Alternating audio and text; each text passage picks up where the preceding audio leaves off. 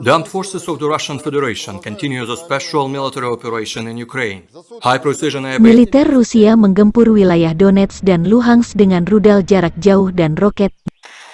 Militer Rusia mengklaim memukul mundur musuh di Sverdlovsk, Liman, Severodonetsk, hingga Kharkov.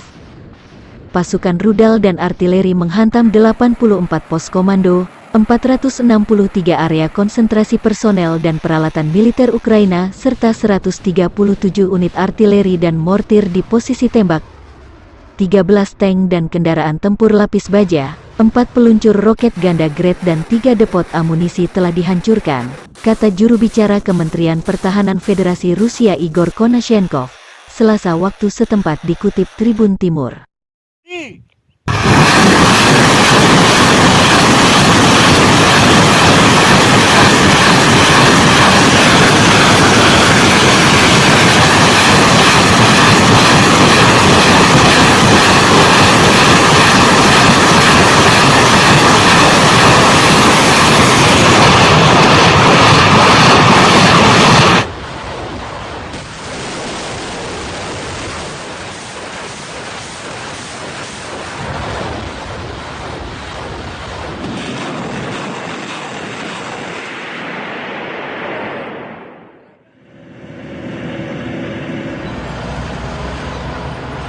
Terima kasih sudah nonton.